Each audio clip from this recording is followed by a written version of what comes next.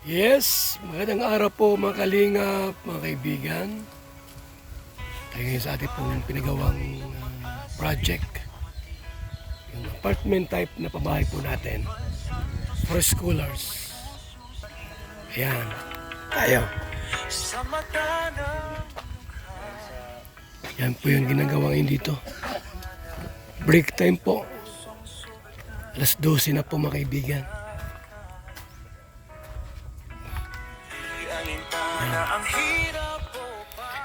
Pataas ng pataas. Ayan o, may mga hollow blocks na po mga kaibigan.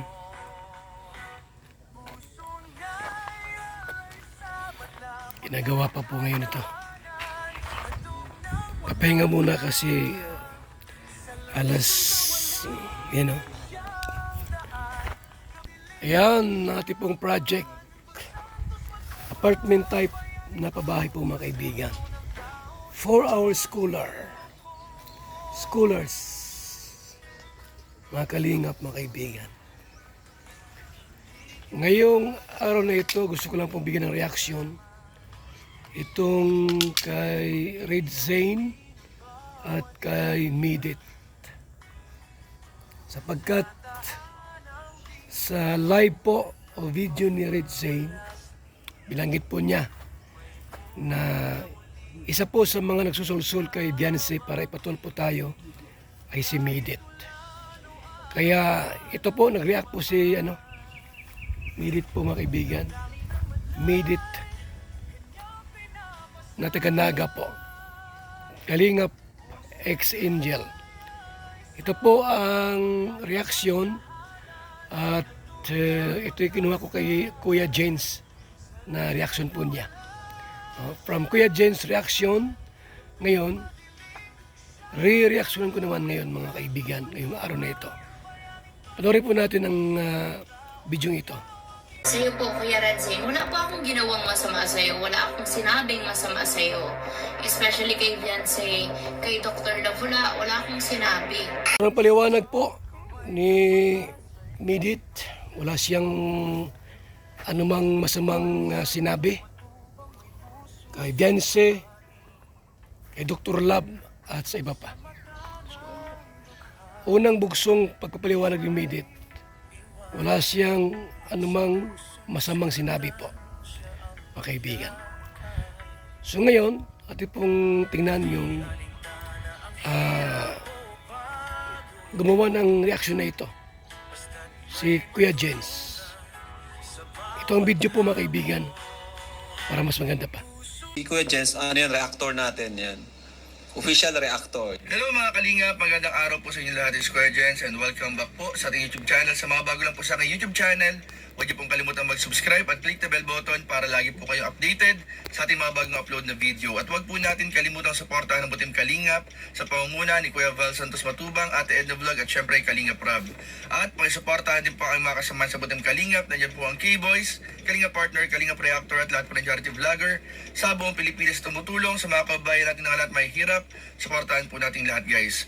So ngayong araw mga kalingap, ito pinag-uusapan na kahapon pa lang mga kalingap itong naging paliwanag at kasagutan nga po ni Medit, ang dating Kalingap Angel, na wala na po siya ngayon sa Kalingap, pero doon sa nangyaring issue po ng pagpapatulfo ay isa po siya sa nagtanggol kila Kalingap Rob, kay Kuya Val at sa Team Kalingap na hindi po totoo ang mga pinaparatang ng mga dating umalis na Kalingap Angel o beneficiary na di umano sinisiraan daw ang dignidad, ang reputasyon kapag umaalis. Isa po si Medit sa mga nagtanggol. Yan po si Kuya Jens. Sa mga hindi po nakakilala kay Kuya Jens, napakadaldal po niyan. Na lang, click na lang po, pakipindot ang kanyang alam mo na, kanyang munting bahay. At ito po yung kanyang reaksyon kay Midit po. Ito pang video mga kaibigan. Tuloy-tuloy po tayo. Kahapon, nagpaliwanag po si Medit sa kanyang upload na dahil nga po, nadawit na naman po ang pangalan ni Medit na itinuturo o pinaparatangan ni Kuya Red Zane na siya daw yung sulsul kay dating beneficiary at dating Kalingap Angel na si V na magpatulpo. So pinaparatangan siya mga Kalingap, may voice record pa, may live yata yun, voice record pa mga Kalingap na pinarinig ni Medit mga Kalingap at narinig din natin kanya sa intro. Ayan po yung kanyang sinagot at nilinaw. Nilinaw po niya yung tungkol dyan mga Kalingap. At naglabas nga rin siya ng saloobin sa nagpaparatang sa kanya o tinuturo siyang sulsul mga Kalingap. So para mas maunawaan po natin mga Kalingap, ito panoorin po ninyo mga Kalingap. Kailangan ko ng mag-video, mag-explain, para linawin and linisin ang pangalan ko. Kasi bakit parang dinadamay ako? Bakit dinadamay niyo po ako sa kaguluhan niyo, 'di ba? O, yan po si Midit Basilonia. Sabihin ko lang po sa inyo, baka may mga nagtatanong, baka isipin nyo jowa ni Kuya Jens yan. Hindi po. Hindi po jowa ni Kuya Jens si Midit or asawa o kapatid. Medyo magkamukha nga lang po, magkamukha ng konti, pero wala silang relasyon. Binanggit ni Kuya Jens, ex-angel. Ayan ha. So yan po si Midit po, itong babaeng nareaksyonan po ni Kuya Jens. So, maganda, di ba? May itsura. Dalaga pa rin po yan mga kaibigan. Hindi ko lang alam kung may jowa na po yan. O, tuloy natin yung video. Unang-una, sa'yo po, Kuya Radzane, wala po akong ginawang masama sa'yo. Wala akong sinabing masama sa'yo. Especially kay Viance, kay Dr. Davula, wala akong sinabi. Wala akong, sa pagkakaalala ko wala po akong ginawang masama sa inyo. Wala akong sinabing masama sa inyo para pagsalitaan mo ako ng mga ganyan. Napakalinaw po, no, na sinabi ni Midit, wala siyang anumang ginawa. Kay Dr. Love, kay Viance, o kay Pulang Uod, no? Kay Mang Iking, at kay Tikyo, Tulpo Queen. Wala po siyang natatandaan si Midit na mayroong sinabing masama. So, yun po yung unang sinabi niya, mga Kalingap. So, binanggit niya muna, no records. No, not guilty. And para pagbintangan mo ako ng kung ano-ano. So yan, may nag-send sa akin ng video na to nung nasa biyahe ako kanina.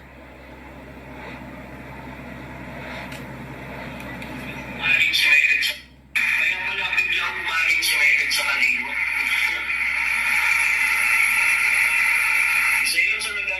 Sa'yo sa nagsulsol kay Gerson na magpatuloy ko. Medyo yung audio, no? Medyo malabo-labo. Pero binanggit ng Redsen, ito raw po si Midit, isa po sa nagsulsul kay Viance na magpatulpo. Napakalinaw po. Sabi ni Redsen, ni Pulang Uod, isa raw po itong si Midit ang nagsulsul kay Viance o kay Tikyo na magpatulpo. O, tuloy natin. Nagsulsul kay Viance na magpatulfo. Yan po ang hirap Ang hilig, paano natin irereklamo ang isang bagay na sa pamamagitan ng pagsasalita natin, di ba? Kung hindi natin alam ang mga ibig sabihin ng mga words na binibitawan natin, di ba? Paano na natin makukuha kung ano man yung justice na sinasabi nyo kung hindi nyo nga alam kung ano talaga ang tamang term sa mga bagay-bagay, di ba? Ang mga accusations nyo, salto-salto. Kaya alam nyo, ayaw ko po talaga, as much as possible, di ba, sabi ko, ayaw kong manghimasok. Ayaw kong ma-involve sa ganitong issue kasi sobrang tabi ko na pong issue at may mga inaayos ako personally. And ayaw ko sana to idagdag sa mga isipin ko. Pero sige, dahil gusto mo, sige po. And, yung sulsul, dyan muna tayo sa sulsul na sinasabi mo. Usaping sulsul tayo mga kaibigan. Usaping sulsul tayo. Kasi ang bintang ni Redsen, isa raw po si Midit ang nagsulsol. So, para mas malinaw po mga kaibigan, ito yung ating pinagawang apartment ha. Shout out kay Inday PB, Nancy Chin, Angie Pangan, Arlene O'Neill, Susan Vergara, July Ponil. Kain tayo muna mga kaibigan. Kasi tanghali na po. Usaping sulsul tayo. Usaping sulsul. Paanong susulsulan ko? Eto ang message namin. 9:34 po ito, PM to PM. Sending you hugs and prayers, be. Hindi pa po ito nangyayari yung pagpapatulfo, yung live nila. Wala akong idea kung sino ang ipapatulfo niya, ganyan-ganyan. Pero madami kasi nagko-comment sa live ko noon, kaya na-curious ako, tinanong ko siya. Sabi niya, ang reply niya sa akin nung sabi kong, sending you hugs and prayers, be. Thank you, Ate Medit. Hindi naman ako makikipag-away sa kanila. Paglalaban ko lang pamilya ko.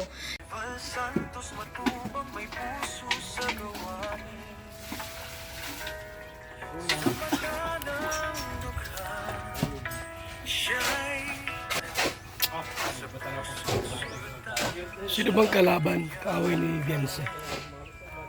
Mga kaibigan. Ipaglalaban daw po niya yung magulang niya. Ang tanong, sinong kaaway ako? Ang bira niya. Oh, yun ang usapan nila ni mga kaibigan, ni Midit at ni Beyonce. Hindi raw si Beyonce makipag-away. At ipaglalaban lang daw niya yung kanyang mga magulang. Sinong kaaway nila? Akala ko ba si Dr. Love, si Mangiking ang reactor nila? At yung ibang mga dati na sa Kalingap, nagre-reaction. Ba't hindi na lang si Mangiking ang nagre-reaction? Nagtatanggol, bakit? Di ba? Ba't si Beyonce pa po ang magtatanggol? Gamit ang platform ni Tulfo. Wanted sa radyo. Ano nangyari ngayon? Lalong lumala ang issue. Di pa tayo tapos, mga kaibigan. Wala pang closure. Wala pang closure. Siyempre, bilang ate niya, tsaka, di ba, parang may mga pinagsamahan. Lahat po ng Kalingap Angels, wala ako sa kanilang hate or tampo, ganyan. Lahat sila love ko. Especially nung andun pa ako sa Kalingap. Kaya nag-advise po ako bilang ate. Sabi ko, as long as tama ang pinaglalaban mo, especially pag about family mo, go lang and mag-pray ka lagi. God bless you. Sana mahanap mo yung peace of mind and justice na deserve mo. Tapos tinanong ko siya, totoo ba yung mapunta ka sa Tulfo? Tapos sabi niya, andito na ako ate. Sabi niya, oo ate. Sabi ko, nasa Tulfo ka? Sino ipapatulfo mo be? Sobrang haba ng pila dyan sa labas and sa loob. Tapos may mga messages pa po ako, hindi na siya nag-reply. Kaya ang ginawa ko, in-unsend ko naman na. Kasi parang useless naman na yung mga sinasabi ko. Kasi ando na siya and hindi niya na po ako sinagot. Hanggang sa napanood ko po yung live na si Kuya Val and si Kuya Rab pala ang ipapatulfo niya. Hindi ko po yun alam. Kasi kung alam ko, a-advisean ko siya bilang ate. Kasi para sa akin, mali yung... Diba, kahit anong issue pa yan, kahit gano'n pa kasama ang loob natin, hindi para atakihin ang taong mga tumulong sa atin. Kahit ano pang misunderstanding yan, hindi, diba? Ayoko to sabihin kasi alam kong makakapanakit ako sa mga sabihin ko. Pero hindi ko ito i-filter. Dito po malinaw na walang kinalaman si Midit sa pagpapatulpo kay Val Santos Matubang. Ano po, pag yun ang ating susugin, yung kanya pong pahayag ni Midit. Wala siya kinalaman mga kaibigan. Kasi binanggit niya kung alam niya sana na ako ang ipapatulpo, di mag-advise siya. Mag-advise daw siya. Yung ating pong pinapagawa. So nandyan na po yan. Nagpatulpo na tayo. ituloy ang laban. Sinimulan nyo, tatapusin ko naman. Wala pang closure mga kaibigan ha. Di pa tapos. Kaya ang inyong maglingkod po ay naghahanap po tayo ng ano pa pwedeng gawin. Kasi kung magasano po, anong dahilan bakit ipapatulpo tayo? Anong mabigat na kadahilanan? That's my question. Anong mabigat na kadahilanan bakit ipapatulpo tayo? Yun lang yun. Anong mabigat na dahilan bakit ipapatulpo tayo? Mga kaibigan. So, abangan nyo po ang ating mga sunod na hakbang. At pansamantala, hanggang dito muna ang ating pong reaksyon. Shout out kay Kuya Jens. Sa lahat po ng mga supporters natin. At sa mga tumulong din po sa apartment na ito. Mabuhay po kayo. Salamat po, mga kalingap. Babay muna, pansamantala. Mabuhay, God bless.